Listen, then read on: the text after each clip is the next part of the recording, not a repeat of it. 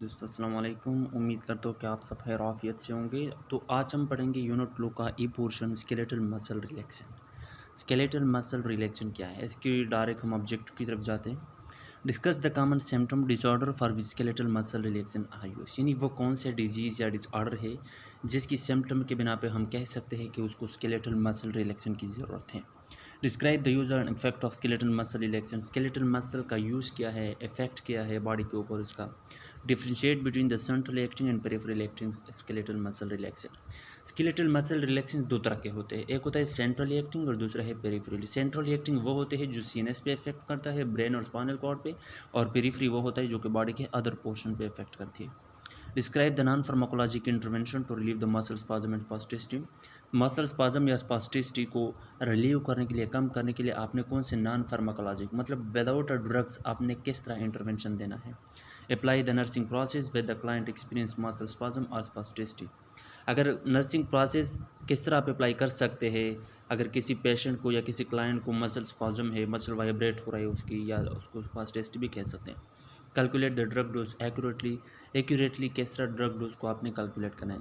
देखिए skeletal muscle relaxation वो drug होते हैं जो आपका वॉलेंट्री मसल है या इनवॉलेंट्री पोर्शन ऑफ मसल है या वॉलेंट्री मसल है, लेकिन ज़्यादातर यहाँ पे वॉलेंट्री मसल की बात हो रही है।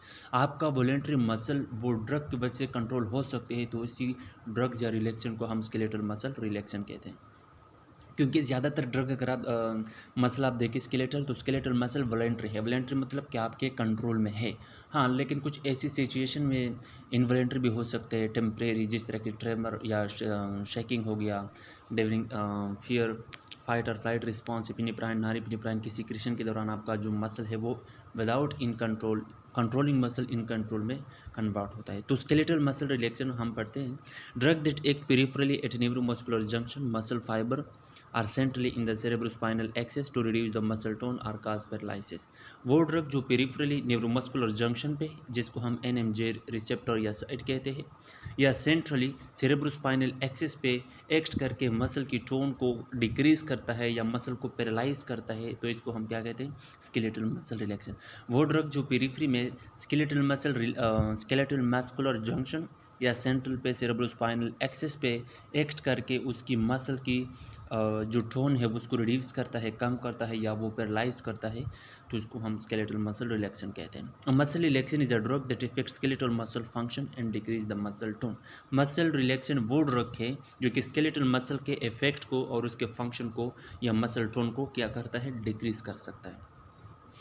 Common symptom condition in which S M R use, कौन कौन से आम कंडीशन हालात हैं जिसमें हम एस एम आर, ये एक शॉर्टकट है स्केलेटल मसल रिलैक्सेशन के लिए जो आमतौर पर हम इस्तेमाल कर सकते हैं। In one first in conjugation with GA, और जीए का मतलब है जनरलाइज्ड एनेस्थीसिया। ये आप जनरलाइज एनेस्थीसिया के कॉम्बिनेशन में आप दे सकते हैं। हम एनेस्थेटिक चैप्टर में डिटेल से पढ़ेंगे कि जनरलाइज एनेस्थीसिया और लोकल एनेस्थीसिया क्या है, लेकिन ये आप याद रखें कि ये कॉन्जुगेशन यानी बैक वक्त आप जनरल एनेस्थीसिया और एसएमआर दोनों दे सकते हैं। To facilitate the intubation of the trachea, आप डिटेल से पढ़ेंगे आईसीयू के अंदर कि ट्रीकिया की इंटूबेशन किस तरह होती है।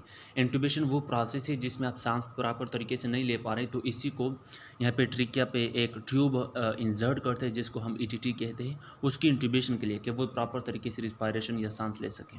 Facilitate mechanical ventilation, mechanical ventilation वो प्रोसेस है जहाँ पे पेशेंट वेंटिलेटर के ज़रिए रख कर उसको टेम्परेरी सांस ले सके, तो उसको हम मैकेनिकल वेंटिलेशन कहते हैं। ऑप्टिमाइजिंग सर्जिकल वर्किंग कंडीशन, जो जितनी भी सर्जिकल वर्किंग कंडीशन है, मिसाल के तौर पर आप किसी सर्जरी कर रहे हैं तो इसी सर्जरी को ऑप्टिमाइज पॉजिटिव रखने के लिए आपने क्या देना है, उसको आपने देना है उसको एनेस्थीसिया और इसके साथ साथ स्केलेटल मसल रिलैक्सेशन, ताकि इस पेशेंट का हर आर्गन जो है वो पैरालाइज हो सके, उसको प्रॉपर तरीके से फाइंड आउट करके एक्यूरेट प्रॉपर तरीके से उसको ठीक कर सके।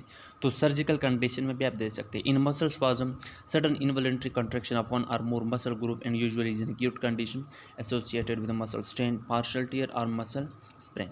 देखिए मसल स्पाज्म वो कंडीशन है जिसमें आपका इनवॉलेंट्री कंट्रैक्शन होता है, एक या एक से ज़्यादा ग्रुप ऑफ मसल।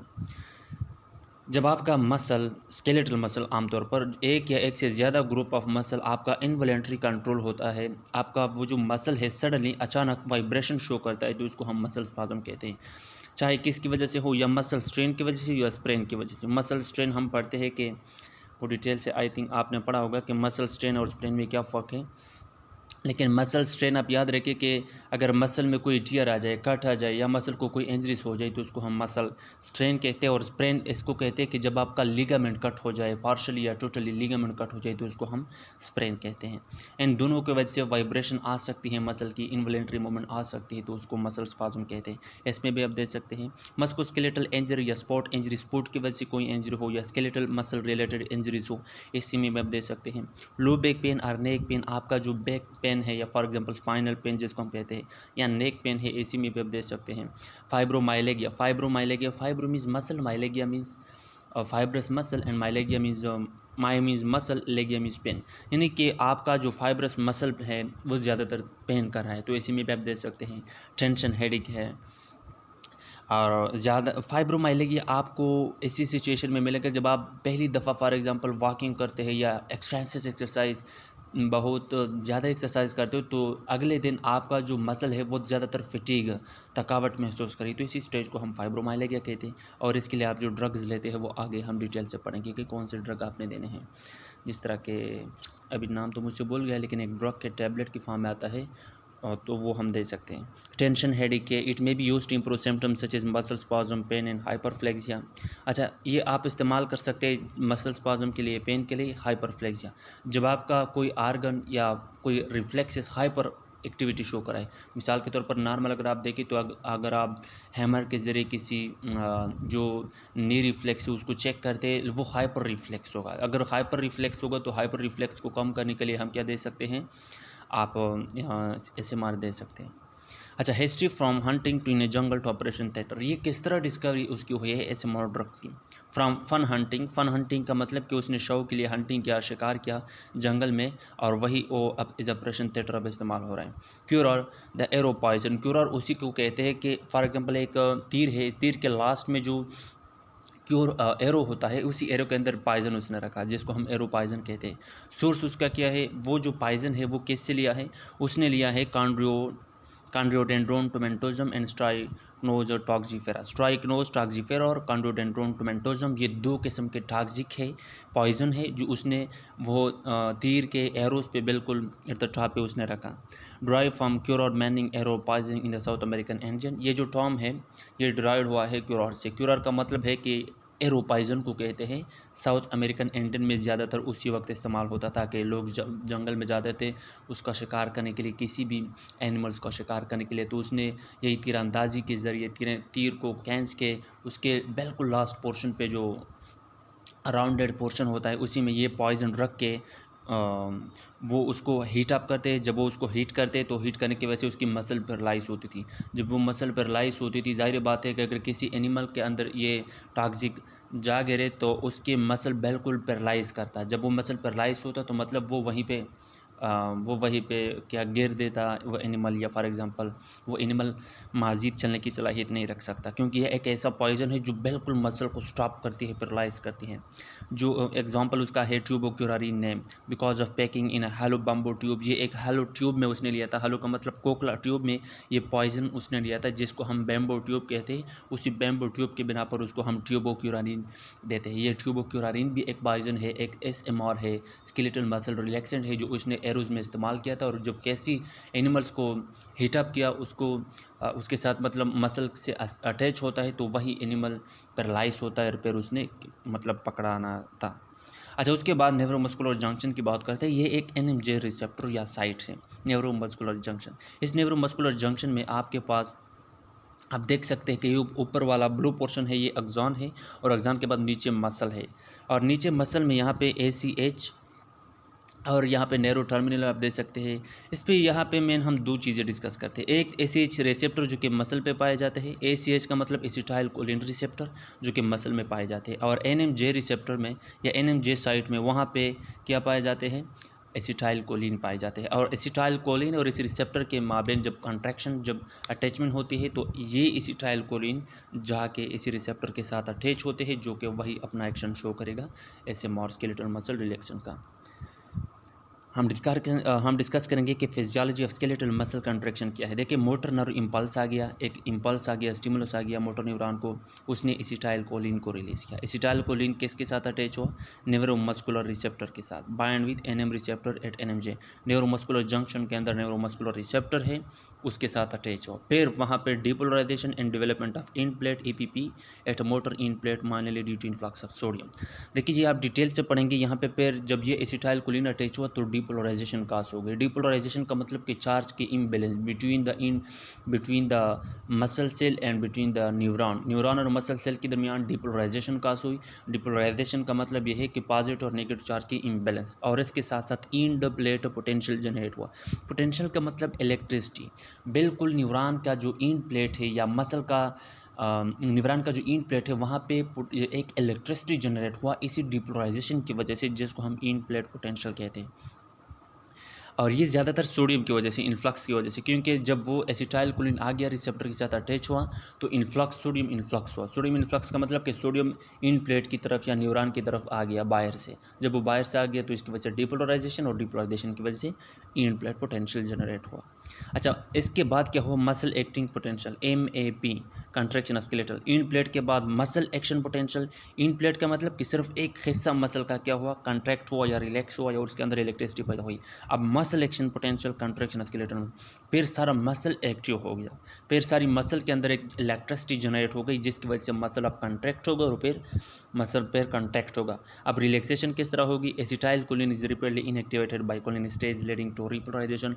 अब इसी साइनेप्टिक लिफ्ट के अंदर मसल और न्यूरॉन के माबेन एक इंजाइम पाए जाते हैं जिसको हम कोलिनेस्टेज इंजाइम कहते हैं। वही कोलिनेस्टेज इंजाइम जाके उसने एसिटाइलकोलिन को डीएक्टिवेट किया, उसको रिपोलराइज किया। जब वो रिपोलराइज हुआ तो इसका मतलब कि एसिटाइलकोलिन पेयर गया। जब वो गया तो ये रिसेप्टर पेयर खाली हुआ और इसके दरमियान, इसके माबेन पेयर क्या होगा कि मसल रिलैक्स होगा, and the muscle is ready for fresh nor impulse. और फिर मसल जो है ना वो रेडी होगा आगे से जो नया इम्पल्स आएगा, सेम एग्जैक्ट लाइक दैट, और फिर कंट्रैक्ट होगा और फिर रिलैक्स होगा। तो ये एक टेक्निक से, ये एक मैकेनिज्म है कि मसल किस तरह कॉन्ट्रैक्ट और रिलैक्स होता है।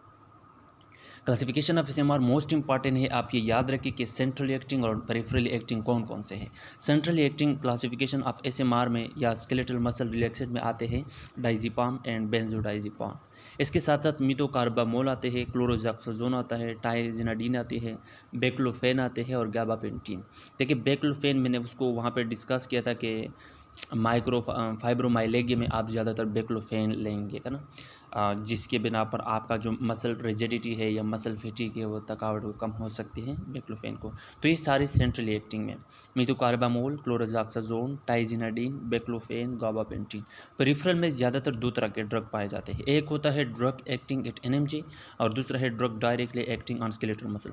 वो ड्रग जो डायरेक्टली स्केलेटल मसल के साथ अटैच होकर कंट्रैक्शन या रिलैक्सेशन शो करेगा, वो जो ड्रग है वो है डेंट्रोलिन। इसका इंपॉर्टेंस है बहुत ज़्यादा है, ये आप याद रखिए डेंट्रोलिन का कि ये डायरेक्टली मसल एक्टिंग है। एमसीक्यूज इंपॉर्टेंट है कि वो कौन से एसएमआर है जो डायरेक्टली स्केलेटल मसल के साथ अटैच होता है, तो आपने याद रखना है कि डेंट्रोलिन है। और drug acting it NMJ receptor, जो वो ड्रग जो एनएमजे रिसेप्टर के साथ अटैच होता है वो फिर 3 ग्रुप में डिवाइड हुआ है, एक depolarising blocker, 2 non depolarising blocker और 3 अदर में बोटुलिनियम टॉक्सिन ए है, ये भी आप याद रखें। और डिपोलराइजिंग ब्लॉकर में सक्सिनाइल कोलिन है और डिकामिथोनियम है। इसके साथ नॉन डिपोलराइजिंग ब्लॉकर में या कम्पिटेटिव ब्लॉकर में, अच्छा ये बात याद रखें कि डिपोलराइजिंग ब्लॉकर हम नॉन कम्पिटेटिव भी कह सकते हैं और नॉन डिपोलराइजिंग को हम कम्पिटेटिव कह सकते हैं। डीटीसी का मतलब डी ट्यूबोक्यूरारिन, पेनक्यूरोनियम, डॉक्साक्यूरियम, पाइपक्यूरोनियम एट्सेट्रा। ये जो 4 ड्रग है ये लॉन्ग एक्टिंग में आते हैं। ये मोस्ट इंपॉर्टेंट है एमसीक्यूज के लॉन्ग एक्टिंग में कौन कौन से ड्रग आते हैं? डी ट्यूबोक्यूरारिन, पेनक्यूरोनियम, डॉक्साक्यूरोनियम, पाइपक्यूरोनियम, अच्छा वी क्यूरोनियम और एट्राक्यूरियम, रोक्यूरोनियम, ये इंटरमीडिएट में आते हैं। और लास्ट में जो शॉर्ट एक्टिंग है वो है मीवाक्यूरोनियम। क्लासिफिकेशन पेरिफेरल एक्टिंग में कौन कौन से ड्रग है? न्यूरोमस्कुलर ब्लॉकर अगर आप फर्स्ट डिस्कस करें तो नॉन डिपोलराइजिंग या कॉम्पिटेटिव ब्लॉकर में लॉन्ग एक्टिंग में कौन कौन से ड्रग आते हैं? डी ट्यूबोक्यूरारिन, पेनक्यूरोनियम, डॉक्साक्यूरियम, पाइपक्यूरोनियम, गिलामाइन एंड मिटोक्यूरिन एट्सेट्रा, ये लॉन्ग एक्टिंग में आते हैं। और इंटरमीडिएट में वी क्यूरोनियम, एट्राक्यूरियम, सिस्ट्राक्यूरियम, रोक्यूरोनियम, रेबाक्यूरोनियम एट्सेट्रा, ये आते हैं इंटरमीडिएट एक्टिंग में। शॉर्ट एक्टिंग में सिर्फ एक ड्रग है जिसको हम कहते हैं मीवाक्यूरियम। डिपोलराइजिंग ब्लॉकर में या जिसको हम नॉन कम्पिटेटिव ब्लॉकर भी कह सकते हैं, वो है सक्सिनाइल कोलिन, सक्सामिथोनियम भी कह सकते हैं, और डिकामिथोनियम। देखिए डिपोलराइजिंग ब्लॉकर को नॉन कॉम्पिटिटिव और नॉन डिपोलराइजिंग को कॉम्पिटिटिव। नॉन डिपोलराइजिंग को कॉम्पिटिटिव का मतलब ये है कि ये ड्रग भी साथ में जाएगा और एसिटाइल कोलिन भी साथ में जाएगा, जो जिसकी कंसंट्रेशन ज़्यादा होगी वही अटैच होगा, तो इसको हम कॉम्पिटिटिव कहते हैं। और डिपोलराइजिंग ब्लॉकर को या नॉन कॉम्पिटिटिव क्यों कहते हैं? नॉन कॉम्पिटिटिव का मतलब कि ये ड्रग जब जाएगा तो एसिटाइल कोलिन अगर वो प्रेजेंट है या प्रेजेंट नहीं है, अगर वो स्मॉल कंसंट्रेशन में है या लार्ज कंसंट्रेशन में, अगर ये ड्रग वहाँ पे मौजूद है किसी रिसेप्टर साइट के साथ, तो बगैर किसी मुकाबला, बगैर किसी कंपटीशन के साथ ये ड्रग अटैच होगा, तो इसलिए उसको हम नॉन डिपोलराइजिंग ब्लॉकर कहते हैं। उम्मीद करता हूँ कि आप ये वाला पॉइंट आप समझे, क्योंकि इसमें नीचे जो स्लाइड आ रहा है उसमें इंटरेस्टिंग पॉइंट है इस इफेक्ट के हवाले से। अच्छा, तीसरा है बोटुलिनियम टॉक्सिन। डायरेक्टली एक्टिंग कौन सा है? डेंटोलिन, जो कि ऑलरेडी हमने डिस्कस किया। नॉन डिपोलराइजिंग कॉम्पिटिटिव ब्लॉकर क्यों कहते हैं?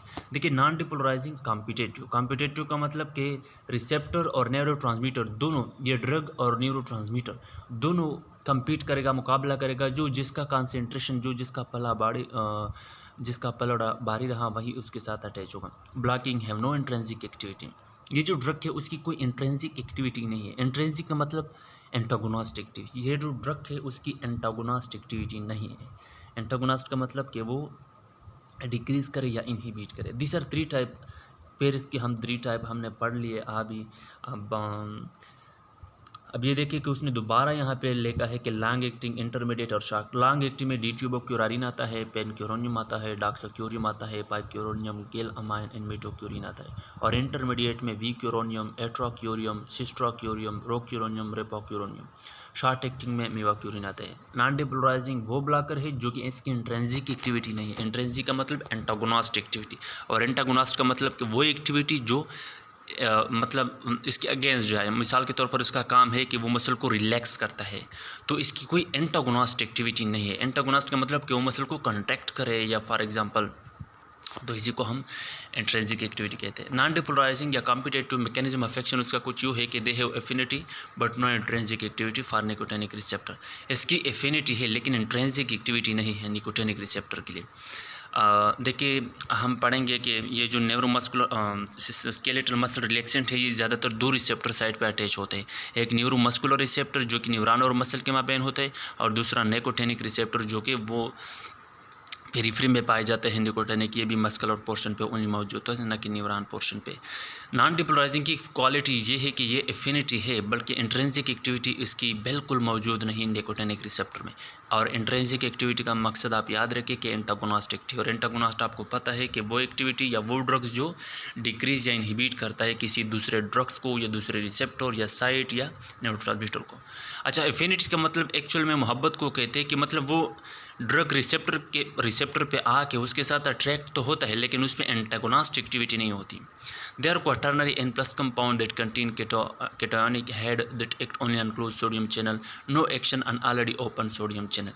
देखिए ये क्वाटरनरी स्ट्रक्चर है, नाइट्रोजन कंपाउंड से बना है।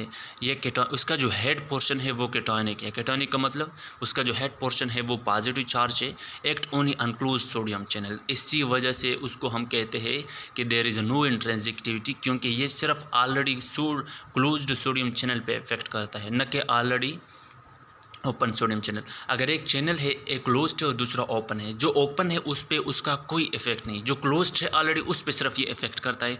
इस बिना पर उसको हम एंटागोनिस्ट एक्टिविटी नहीं है ऐसी ड्रग की निकोटिनिक रिसेप्टर पे। The cationic head bind to the anionic acid binding site at the alpha subunit of the NM receptor but cannot bring conformational change and sodium channel remain closed। देखिए ये जो cationic head है, positive head है acid drugs का, ये A9 acetyl choline binding site के साथ इसकी नेगेटिव पोर्शन अटैच होती है अल्फा सब यूनिट पे ऑफ न्यूरोमस्कुलर रिसेप्टर। एनएम का मतलब न्यूरोमस्कुलर रिसेप्टर के दोनों पॉजिटिव और नेगेटिव पोर्शन अटैच होते हैं, but can not bring conformational change, लेकिन उसकी स्ट्रक्चर में कोई चेंज नहीं आएगा। And sodium channel remain closed, और वही सोडियम चैनल वैसी के वैसी क्लोज रहेगी जैसे पहले ही क्लोज थी। No in plate potential generation in अराउंडिंग, neuron की इन पे एक्चुअली पोटेंशियल जनरेट नहीं होगा। जो पोटेंशियल जनरेट नहीं होगा तो इसका मतलब कि जो स्केलेटल मसल है वो कंट्रैक्ट नहीं होगा। मसल एक्शन पोटेंशियल डिक्रीज होगा, आपका AMP डिक्रीज होगा। Action can be overcome by increase acetyl choline, अच्छा, ये जो एक्शन है आप उसको कम कैसे करेंगे? ये एक्शन आप तब कम कर सकते हैं जब आपने इंक्रीज़ करना है क्या? एसिटाइलकोलिन को कंसंट्रेशन। अगर आप एसिटाइलकोलिन की कंसंट्रेशन बढ़ा दे इंक्रीज़ करते हैं तो ये जो इफ़ेक्ट है एएमपी डिक्रीज़ होगा, वो फिर इंक्रीज़ होगा। या दूसरा ये कर ले कि आपने एसिटाइलकोलिन एस्टरेज एंजाइम को ब्लॉक करना है। जब आप एसिटाइलकोलिन एस्टरेज एंजाइम ब्लॉक करें या एसिटाइलकोलिन की कंसंट्रेशन बढ़ा दें, तब ये जो इफ़ेक्ट है इस ड्रग का वो बिल्कुल ख़त्म होगा। ये आप देख सकते हैं कि ये कोलिन है और एसीटेट है। एसीटेट और कोलिन, इसका मतलब ये है कि एसिटाइल कोलिन दो कंपाउंड से बना है, एक को हम एसीटेट कहते हैं और दूसरे को कोलिन कहते हैं। देखिए ये जो रेड पोर्शन है आप देख सकते हैं ये एसिटाइल कोलिन है जो कि ऑलरेडी चैनल है क्लोज्ड है, उसके साथ अटैच हुआ है। तो इसके ऊपर उसका इफेक्ट ये होगा कि ये चैनल जैसे कि क्लोज्ड है वैसे ही क्लोज रहेगा। अच्छा, उसके बाद एक दूसरा चैनल है जो कि ओपन है नॉर्मली, उसका जो इफेक्ट है वो नॉर्मल है, ओपन है। रेड में एसिटाइलकोलिन है, जो येलो है वो नॉन डिपोलराइजिंग ब्लॉकर है और जो ब्लू है वो डिपोलराइजिंग ब्लॉकर आपको दिखाई दे रहा है। अच्छा, जो फर्स्ट पार्ट है वो तो हो गया। सेकंड का आप देखिए कि चैनल ओपन नॉर्मल। देखिए ये सोडियम की वजह से चैनल ओपन हो गया। नॉन डिपोलराइजिंग ब्लॉकर आपने दे दिया, लेकिन नॉन डिपोलराइजिंग ब्लॉकर का कोई इफेक्ट नहीं, क्योंकि ये चैनल ऑलरेडी ओपन है। तो ऑलरेडी ओपन चैनल के ऊपर उसका कोई इफेक्ट नहीं। अगर आप ए में देखें तो ए में ऑलरेडी क्लोज्ड है, अगर आपने नॉन डिपोलराइजिंग ब्लॉकर भी दे दिया तो इसकी वजह से उसका ऊपर कोई इफेक्ट नहीं। लेकिन अगर आपने ऑलरेडी ओपन चैनल को ये नॉन डिपोलराइजिंग दिया जो कि येलो अपीयर हो रहा है, तो इसके ऊपर ये चैनल वही के वही ओपन रहेगा।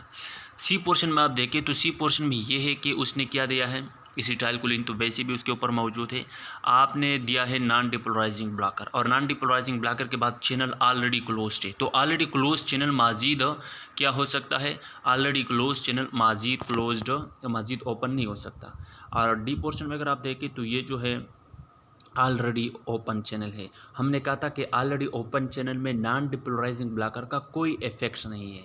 जिस तरह के आप डी के बिल्कुल ऊपर अगर आप देखें तो भी इसके ऊपर कोई इफेक्ट नहीं, लेकिन अगर आपने डिपोलराइजिंग ब्लॉकर यहाँ पे दिया है ओपन ब्लॉक में, तो ओपन चैनल को माजीद ब्लॉक कर सकता है ये डिपोलराइजिंग की क्वालिटी से, जो कि इंट्रेंसिक एक्टिविटी उसके अंदर मौजूद है और इंट्रेंसिक एक्टिविटी नॉन डिपोलराइजिंग के अंदर मौजूद नहीं है।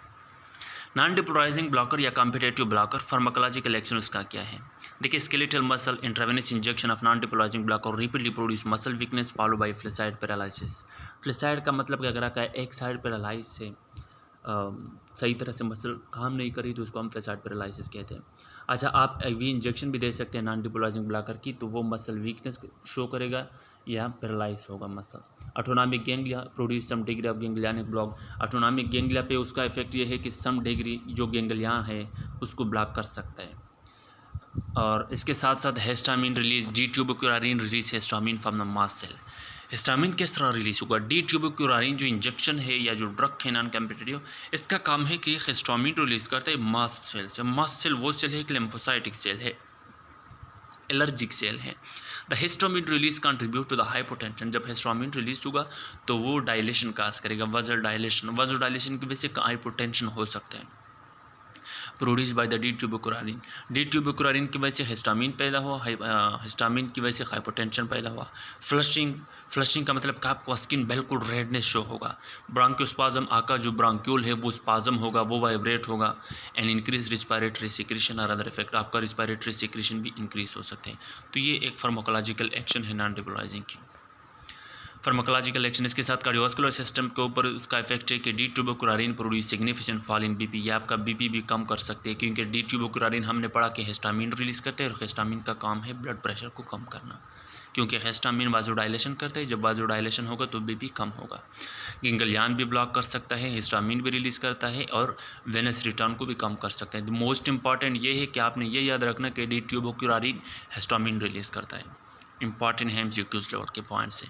गैस्ट्रोइंटेस्टाइनल ट्रैक्ट के ऊपर उसका इफेक्ट है कि ganglion blocking activity of competitive blocker में enhance post operative paralytic ileus after abdominal operation. GIT में अगर गैंग्लिया ब्लॉक है कॉम्पिटेटिव ब्लॉकर में enhance post operative paralytic ileus, for example आपने ऑपरेशन कर लिया, एब्डामेन का ऑपरेशन है, उसी ऑपरेशन में पैरालिटिक ऑपरेशन है। पैरालिटिक आइलिस का मतलब जो इलियम पोर्शन है वो पैरालाइज है, उसको आपने ऑपरेट किया सर्जिकली।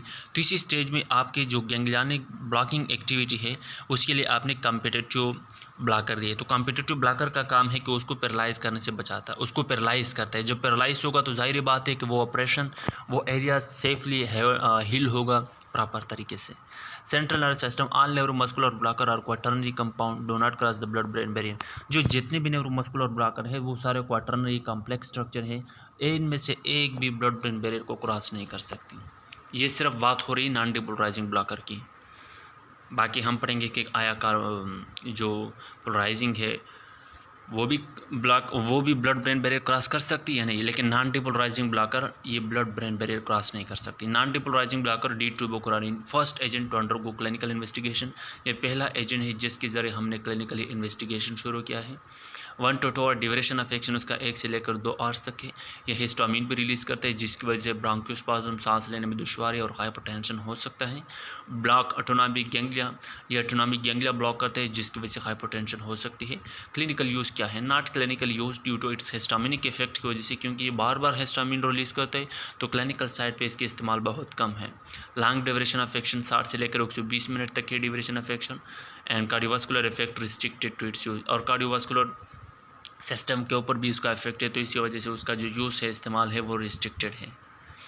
पेनक्यूरोनियम क्या है? इट्स सिंथेटिक स्टेरॉयड कंपाउंड, ये सिंथेटिक है, स्टेरॉयडल कंपाउंड है। 5 time more potent and longer than DTC, 5 time ये कॉम्पिटेंट भी ज़्यादा है, और इसकी जो लॉन्ग एक्शन है, ड्यूरेशन ऑफ एक्शन है D2 से वो भी ज़्यादा है। लेकिन ये आप याद रखें कि ये स्टेरॉयडल कंपाउंड है, सिंथेटिक पेनक्यूरोनियम।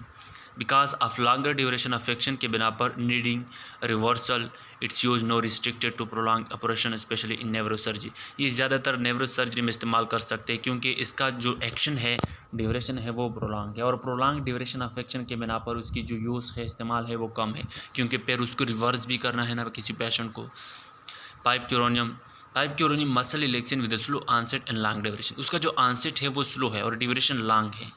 स्टीराइडल भी नेचर है, रिकमेंडेड फॉर प्रोलॉन्ग सर्जरी, ये भी प्रोलॉन्ग सर्जरी के लिए, जिस तरह के नेवरो सर्जरी एक्सेट्रा इससे इस्तेमाल होते हैं।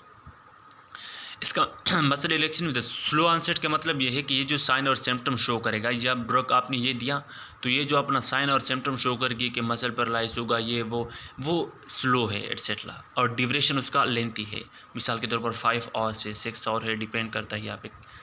Week क्यूरोनियम, it is most commonly use muscle relaxation for routine surgery and intensive care. ICU में और ज़्यादातर जो सर्जरी हो रही है इसमें जो ड्रग इस्तेमाल करता है SMR, वो है वीक क्यूरोनियम, क्योंकि इसका जो ड्यूरेशन है वो भी शॉर्ट है और आंसेट भी फास्ट है। Atracurium 4 time less potent than pancuronium and shorter acting, इसका जो एक्टिंग है वो शॉर्टर है और 4 टाइम लेस पोटेंट है पेनक्यूरोनियम से। पोटेंट का मतलब उसकी जो पोटेंसी, उसके जो इफेक्ट है, कैपेबिलिटी है। Rocuronium muscle relaxation with rapid onset and intermediate duration of action, इसका ड्यूरेशन इंटरमीडिएट है और आंसेट रिपीट है, which can be used as alternative to SSCH for tracheal intubation, ये आप ज़्यादातर ट्रेकियल इंटूबेशन के लिए आप दे सकते हैं without disadvantage of depolarising blocker and cardiovascular change. ये न तो कार्डियोवास्कुलर चेंज कर सकते हैं और इसके लिए भी कोई इसकी डिसएडवांटेज नहीं है, और न डिपोलराइजिंग ब्लॉकर आप देते हैं। तो इससे बिना पर जब आप ट्रेकियल इंटूबेशन करते हैं तो ट्रेकियल इंटूबेशन के लिए जो बेस्ट ड्रग है वो है रोक्यूरोनियम। अच्छा, डिपोलराइजिंग ब्लॉकर की अगर आप बात करें तो डिपोलराइजिंग ब्लॉकर में जो फर्स्ट ड्रग आता है वो है सक्सिनाइलकोलिन। सक्सिनाइलकोलिन है affinity and sub maximal intrinsic activity at NM receptor, ये एफिनिटी भी है, अट्रैक्टिव एबिलिटीज़ भी है, और इंट्रिंसिक एक्टिविटी भी है न्यूरोमस्कुलर रिसेप्टर पे। और नॉन डिपोलराइजिंग की हमने बात की कि उसकी इंट्रिंसिक एक्टिविटी का मतलब एंटागोनिस्ट एक्टिविटी बिल्कुल नहीं है निकोटिनिक रिसेप्टर पे, लेकिन यहाँ पे न्यूरोमस्कुलर रिसेप्टर पे उसकी इंट्रिंसिक एक्टिविटी भी है और एफिनिटी भी है। It act on sodium channel, ये ज़्यादातर सोडियम चैनल पे इफेक्ट करता है। Open them and cause initial twitching and fasciculation, क्या करता है ये? पहले ये करता है कि सोडियम चैनल पे एक्ट करता है, सोडियम चैनल को ओपन करता है और कॉज करता है इनिशियल ट्विचिंग एंड फिजिकुलेशन। ट्विचिंग का मतलब तोड़ मरोड़ के, फिजिकुलेशन के मतलब के कंट्रैक्शन की एबिलिटी जब हद से बढ़ जाए, लास्ट स्टेज पे, पीक पे जब कंट्रैक्शन पहुँच जाए तो उसको हम फिजिकुलेशन कहते हैं। ज़ाहिर बात है अगर आपने ये सुना होगा तो आप तो कहेंगे कि ये तो न्यूरो SMR है, स्केलेटल मसल रिलैक्सेशन है, तो फिर ये कंट्रैक्शन क्यों देती है? तो आगे देखिए कि It does not dissociate rapidly from the receptor, resulting in the prolonged depolarization and inactivation of sodium channel. जब आपने पहली दफ़ा उसको दे दिया तो पहले ये करता है कि वो सोडियम चैनल को क्लोज करता है, ओपन करता है, ट्विच करता है तोड़ मरोड़ के, और फिजिकुलेशन कंट्रैक्चर को बिल्कुल मैक्सिमम पीक पे लाती है. उसके बाद it does not dissociate repeatedly. ये ज़्यादातर डज़ नॉट डिसोसिएट. इसकी जो डिसोसिएशन है, डिजॉल्विंग टाइम है, वो रिपीट नहीं होगा from receptor, resulting in prolong depolarisation and inactivation of sodium channel. और बाद में उसी सोडियम चैनल को जो उसने एक्टिव किया था, ओपन किया था, अब वो उसको क्लोज करता है, लेकिन स्लोली. पहले सोडियम चैनल को ओपन करता है और बाद में सोडियम को लॉन्ग टाइम के लिए क्लोज करता है. मैकेनिज्म ऑफ एक्शन आप देख सकते हैं, हमने डिटेल से पढ़ा था कि अगर आपको मैकेनिज्म ऑफ एक्शन ऑफ सक्सिनोल्कोलिन देखे तो ये डायग्राम से आपको ज़ाहिर बात है क्लियर हो रहा है. अच्छा, mechanism of action succinylcholine. Succinylcholine act on nicotinic receptor of the muscle, stimulate and ultimately cause the relaxation. ये क्या करता है, निकोटिनिक रिसेप्टर पे जाके अमल करता है और उसको स्टिमुलेट करके रिलैक्स करता है. लेकिन उसकी स्टिमुलेशन दो फेज़ में कन्वर्ट है. जो रिलैक्सेशन मैकेनिज्म है वो दो फेज़ में ये कंप्लीट करता है. नंबर एक ये है कि phase one, during phase one depolarizing phase, they cause muscle fasciculation will they depolarize the muscle fibre. पहले फेज़ में ये डिपोलराइजेशन काज करती है. डिपोलराइजेशन का मतलब कि कंट्रैक्शन यहाँ पे बहुत ज़्यादा होगा, फिजिकुलेशन ज़्यादा होगा और मसल को डिपोलराइज करता है. सेकेंड फेज़ में after sufficient depolarisation has occur, phase two desensitise.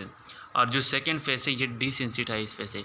ये जो डिपोलराइजेशन पैदा हुआ था इसे ड्रग की वजह से, डिपोलराइजिंग की वजह से, अब ये डिसेंसिटाइज होगा. डिसेंसिटाइज का मतलब ये बिल्कुल ख़त्म होगा. Set and the muscle is no longer response to acetylcholine release by the nerve ending. अब जो नर्व एंड एसिटाइलकोलिन रिलीज़ करेगा, अब उसको कोई भी रिस्पॉन्स नहीं दे सकता ये चैनल या ये साइट. पहले फेज़ में डिपोलराइजेशन काज करते हैं और सेकंड में डिसेंसिटाइजेशन. मतलब पहले फेज़ में चैनल को ओपन किया था और सेकंड को बिल्कुल क्लोज किया, क्योंकि हमें चाहिए कि ये क्लोज करे. लेकिन इसकी क्वालिटीज़ ये है कि पहले ये ओपन करता है और बाद में ये क्लोज करता है. जितने डिपेंड करता है ड्यूरेशन ऑफ टाइम पे कि कौन से ड्रग का ड्यूरेशन ऑफ टाइम कितना है. फेज़ वन और फेज़ टू वही सेम प्रोसेस रिपीट हुआ है. आप देख सकते हैं कि फेज़ वन में membrane depolarizing resulting in initial discharge that produce transient fasciculation followed by flaccid paralysis. यहाँ पे चैनल ओपन हुआ है, ओपन होने की वजह से यहाँ पे पैरालिसिस हो रही है. सोडियम चैनल ओपन है, आप देख सकते हैं. फेज़ टू में आप देख सकते हैं कि membrane depolarise but receptor is desensitise to the effect of acetylcholine. Receptor बिल्कुल डिसेंसिटाइज है, रिपोलराइज है. यहाँ पे जो नीचे फर्स्ट पोर्शन ए में फेज़ वन में अगर आप देखें तो सोडियम की तरफ नीचे ये इशारा किया गया है कि ये ओपन है, और फेज़ टू में बिल्कुल सोडियम के लिए क्या है, क्लोज्ड है. डिसएडवांटेज क्या है सक्सिनोल्कोलिन का? मोस्ट कॉमन यूज फॉर, ये ज़्यादातर ट्रिकल इंट्यूबेशन के लिए इस्तेमाल करते हैं कि जब आपका रिस्पायरेशन सही तरीके से नहीं जा रहा है तो ट्रिकल इंट्यूबेशन वो प्रोसेस है जब आप ईटीटी पास करते हैं, इंडोट्रिकियल ट्यूब. रिपीट ऑनसेट 1 से लेकर 2 मिनट के अंदर ये साइन एंड सिम्टम शो करता है. गुड इंट्यूबेशन कंडीशन, उसका जो इंट्यूबेशन कंडीशन है वो बिल्कुल गुड है. रिलैक्स ये जा को जबड़े को बिल्कुल रिलैक्स करता है. सेपरेट वोकल कॉर्ड को सेपरेट करता है विद इमोबिलिटी, वो बिल्कुल इमोबाइल होगा. नो डायफ्रामेटिक मूवमेंट, आपके डायफ्राम का मूवमेंट भी नहीं होगा, तो आप इजीली ईटीटी पास कर सकते हैं. शॉर्ट ड्यूरेशन ऑफ एक्शन 5 से लेकर 10 मिनट के लिए ये इफेक्टिव है. बाकी फिर ये अपना इफेक्ट छोड़ देगा. सिर्फ उसका इफेक्ट जो क्या है 5 to 10. क्यों?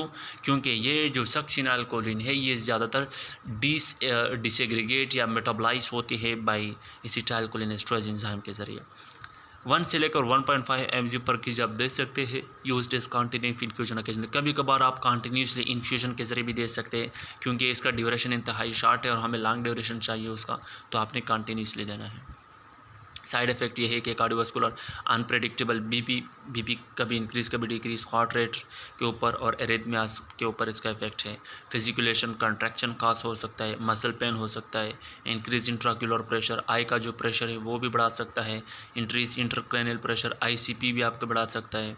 Hyperkalaemia, potassium efflux from the muscle. Hyperkalaemia का मतलब कि आपका जो पोटाशियम है वो इफ्लक्स होगा.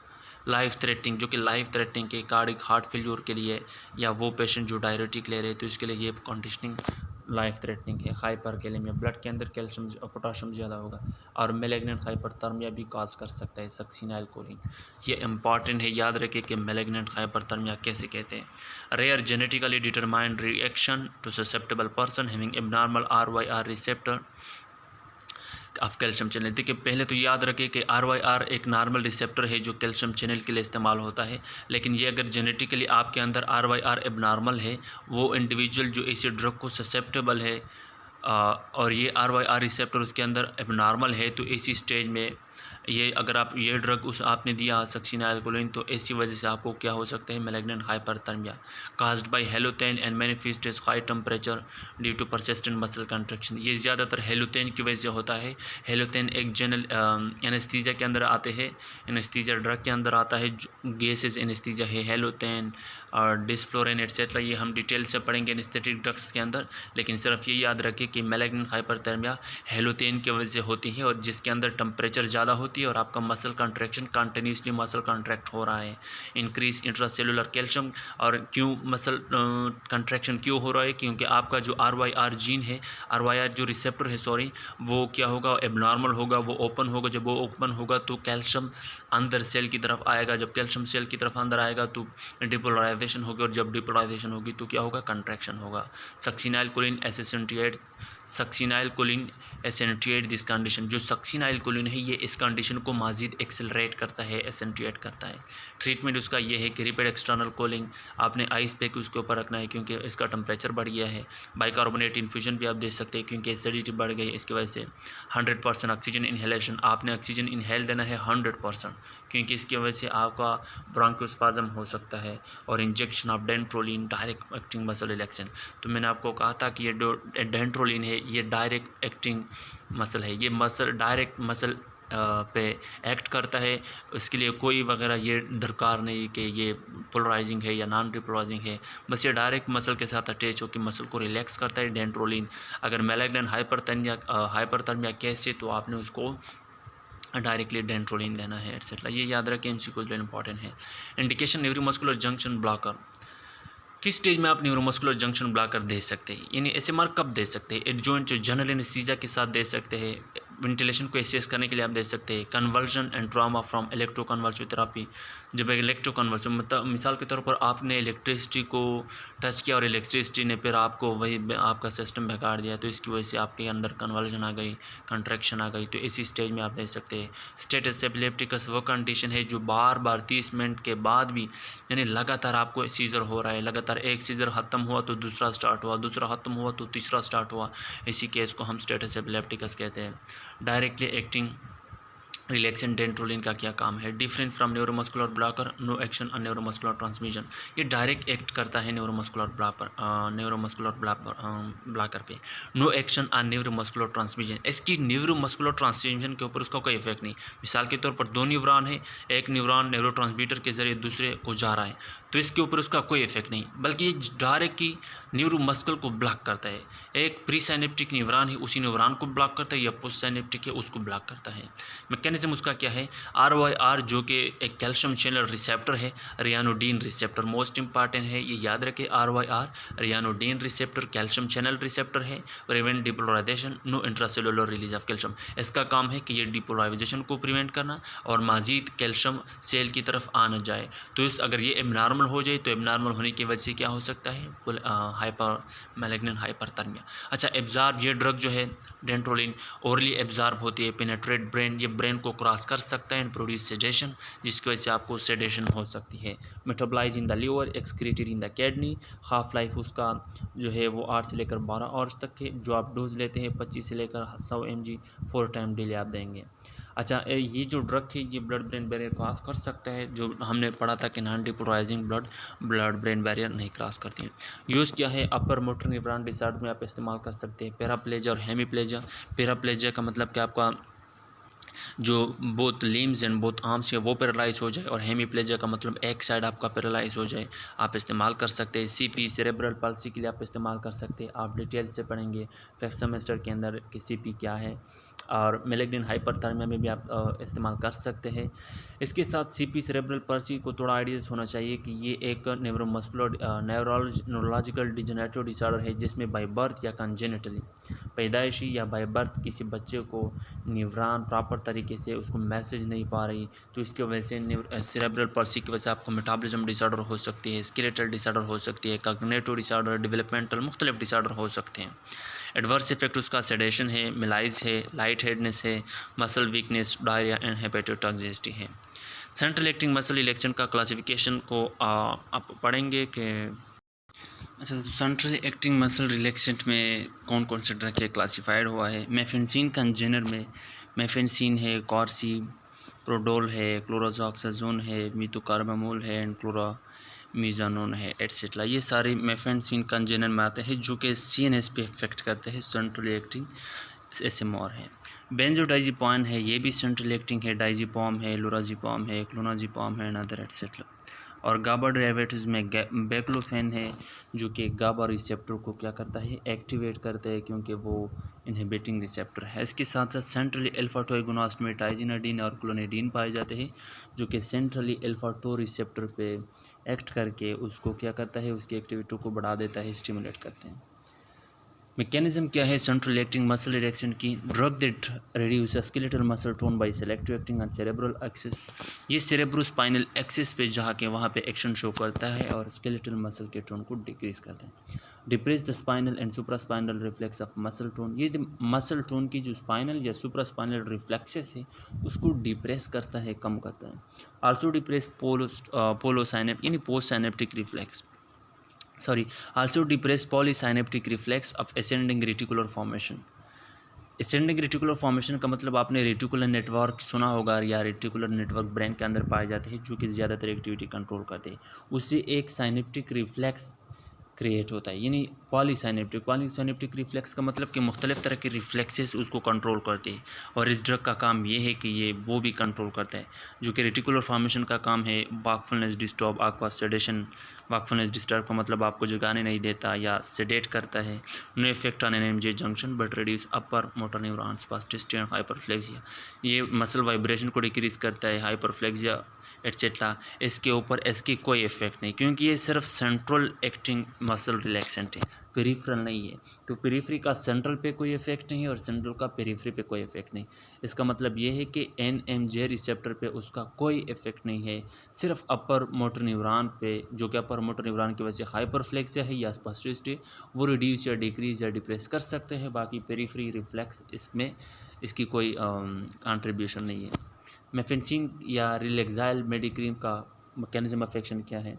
Modulation of reflex in the spinal intra neuronal neuron. ये ज़्यादातर रिफ्लेक्स को चेंज करता है स्पाइनल न्यूरॉन के अंदर।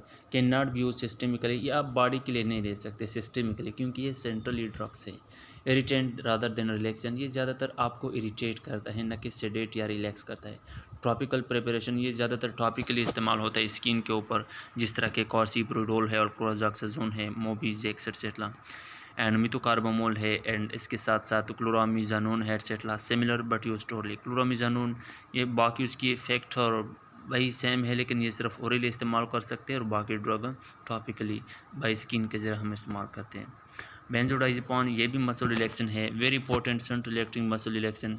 ये ज़्यादातर सेंट्रली एक्टिंग मसल रिलैक्सेंट है, सुप्रास्पाइनल यानी स्पाइनल के ऊपर इसका इफेक्ट है। मैकेनिज्म ऑफ एक्शन उसका क्या है, गाबा रिसेप्टर के ऊपर, लेकिन गाबा ए रिसेप्टर क्लोराइड कॉम्प्लेक्स इन्हांसमेंट। उसका काम क्या है कि गामा अमीनोबैक्टेरिक एसिड ए जिसको हम कहते हैं, उसी रिसेप्टर पे जाकर उसको क्लोरीन की इन्हांसमेंट करता है कि क्लोरीन ज़्यादा आ जाए। जब क्लोरीन ज़्यादा आ जाए तो इसका इनहिबिटरी फंक्शन है, वो एक्टिविटी को डिक्रीज़ करती है, इनहिबिटरी नेचर है। Diazepam and clonazepam are the most important one. इसमें डाइजिपाम और क्लोनाजिपाम मोस्ट इंपॉर्टेंट है। Diazepam is the prototype of BZD benzodiazepine. Diazepam का प्रोटोटाइप क्या है, BZD बेंजोडाइजिपाम। इसका मतलब कि पहले हम बेंजोडाइजिपाम देते हैं और इसके बाद डाइजिपाम देते हैं।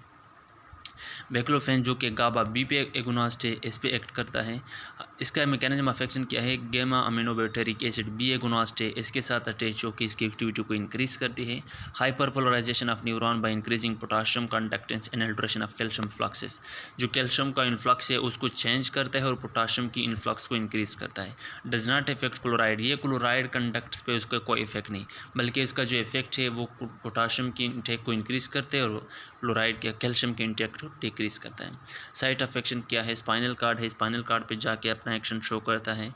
Depress the polysynaptic and monosynaptic reflex, जो सिंगल रिफ्लेक्स है या ज़्यादातर रिफ्लेक्स है उसको डिप्रेस करता है। क्लिनिकल इसका इफेक्ट क्या है? डिक्रीज हाइपरफ्लेक्सिया, ये हाइपरफ्लेक्सिया यानी जो फ्लेक्सिया है, हाइपरफ्लेक्सिया उसको डिक्रीज़ करता है। रिड्यूस पेनफुल स्पाज्म डिक्रीज़ करते हैं और एंग्जाइटी कम करता है। आप 5 mg 3 टाइम डेली भी दे सकते हैं, gradually increase to 20 mg 4 time daily, या हायर से ज़्यादा भी दे सकते हैं, डिपेंड करता है। Intrathecally typically 50 microgram per day, increase 300 to 800 microgram. Intrathecally का मतलब कि ये आप डायरेक्टली आर्टरीज़ में भी आप दे सकते हैं। तो ये डिपेंड करता है सिचुएशन पे कि अगर सिचुएशन ज़्यादा ख़राब है सेंट्रली में तो आप इंट्राथेकली डायरेक्टली आर्टरी में देंगे, और अगर सिचुएशन नॉर्मल है जिस तरह के फाइब्रोमाइल्जिया एक्सेट्रा तो बैक्लोफेन आप ज़्यादातर क्या देंगे, नॉर्मल ओरली टेबलेट की शक्ल में आप ले सकते हैं। टाइजिनाडीन या क्लोनिडीन, मैकेनिज्म ऑफ एक्शन उसका क्या है? अल्फा 2 रिसेप्टर एगोनिस्ट है, inhibit the release of excitatory amino acid in spinal interneuron. इसका काम यह है कि ये अल्फा 2 रिसेप्टर पर जाकर वो उसकी एक्टिविटी को इंक्रीज़ करता है, और हमें पता है कि अल्फा 2 रिसेप्टर वो रिसेप्टर है जो हाइपर टेंशन को डिक्रीज़ करते हैं, मसल स्पास्टिसिटी डिक्रीज़ करता है etcetera. Inhibit the release of excitatory amino acid in spinal interneuron, spinal cord के अंदर जाके जो एक्साइटेटरी न्यूरॉन है या अमीनो एसिड है उसको स्टॉप करके उसकी रिलीज़ को बंद करता है। क्लिनिकल इफेक्ट किया है? मसल टोन कम करता है, स्पाज्म की फ्रीक्वेंसी को कम करता है और हाइपरफ्लेक्सिया कम करता है। टाइजिनाडीन इनिशियली 4 mg 3 टाइम आप देंगे डेली, और इसके साथ साथ आप इंक्रीज़ कर सकते हैं 36 mg per day. Clonidine initial 0.1 mg देंगे 2 टाइम अ डे, और इंक्रीज़ कर सकते हैं 2.4। देखिए ये जो डोजेज है कि 1.2 mg देंगे, 3 mg देंगे, ये ज़्यादातर MCQs के लिहाज से इतना इंपॉर्टेंट भी नहीं है, ठीक है।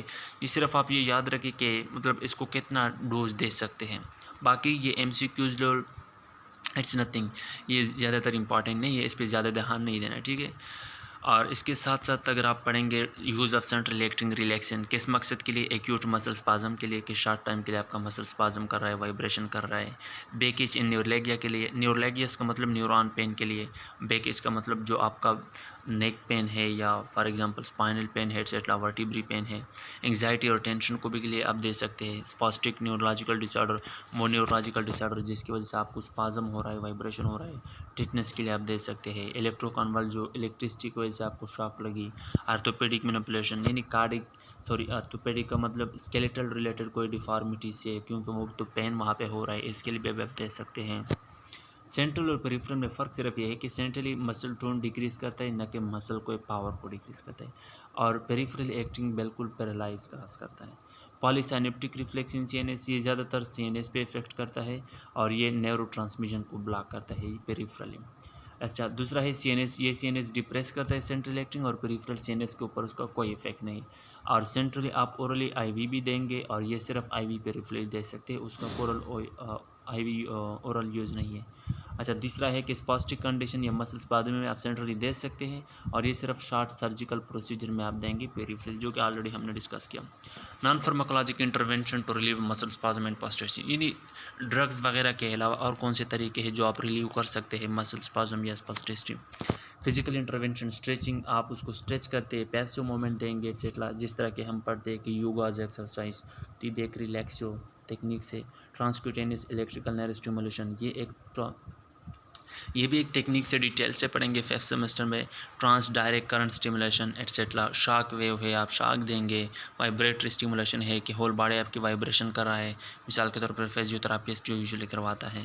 इलेक्ट्रोमायोग्राफी बायोफीडबैक है, इलेक्ट्रोमायोग्राफी बायोफीडबैक मैकेनिज्म है। Repetitive trans cranial magnetic stimulation है। थेराप्यूटिक अल्ट्रासाउंड एक्यूपंक्चर है, और आर्थोटिक स्प्लिंट या कास्ट लगाना है एक्सेट्रा। स्प्लिंट या कास्ट का मतलब कि आप अगर आपका फ्रैक्चर हुआ है तो आप उसको प्लास्टर लगा देंगे एक्सेट्रा।